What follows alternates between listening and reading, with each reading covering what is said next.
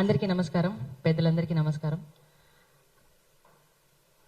తెలంగాణ ఉద్యమ గాయనిగా, తెలంగాణ ఉద్యమంలో ఆడి పాడిన తెలంగాణ బిడ్డగా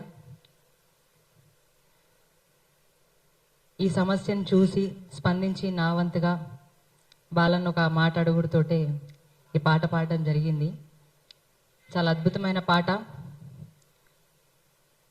ఏ గవర్నమెంట్ అయినా ఎవరన్నా ఉండని పేదోళ్ళ ఉసురు కానీ ఆడబిడ్డల ఉసురు కానీ మంచిది కాదని నా అభిప్రాయం.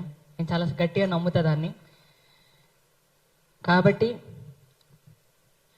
ఎంత కష్టపడితే ఇల్లు కట్టుకోగలుగుతామో, ఎంత కష్టపడితే బతకగలుగుతామో అనేది ఒక పేదలకు మాత్రమే తెలిసి ఉంటుంది. ఉన్నోళ్ళకి ఆ వాల్యూ తెలియదేమో అని నేను అనుకుంటా. అందుకోసమే కాయా కష్టం చేసి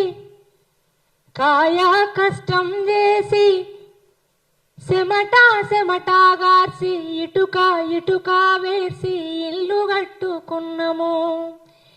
ఎదిగిన మా బిడ్డలనే పసిగుడ్డులుగా చూసి ఇల్లే మా పొదుగంటూ దాసి పెట్టుకున్నాము. ఈ రాబందుల ఆకలికి మా గోడు సెదిరే, నీకున్నదిరా తల్లి బాధ చూడే.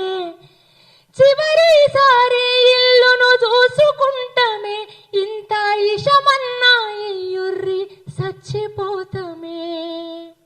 ప్రతి ఒక్క బిడ్డ ఆడ పలికిన మాటలు ఇవి. ఒక్కసారి నా ఇల్లుని నేను చూసుకుంటా, ఇదంతా బాధ ఎందుకు, మాకు కొంచెం విషం అన్న ఇయ్యురు, మేము చచ్చిపోతాము, ఎంత కష్టపడితే మేము ఇలా ఇల్లు కట్టుకున్నాము అని ఎంతో మంది ఆవేదనగా ఏడ్చిరాడ. మన కళ్ళతో చూసినాం కూడా. అందుకే అంటున్నాం, చివరిసారి ఇల్లును చూసుకుంటమే, ఇంత ఇషమన్నా ఇయ్యుర్రి చచ్చిపోతమే. నువ్వు కూల్చేది ఇల్లు కాదురా, నెత్తుటి ముద్దల్లా మా వల్లేరా.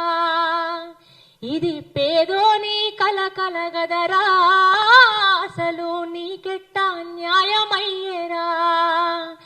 ఇది పేదోని కలగదరా, అసలు నీకెట్టా న్యాయమయ్యేరా.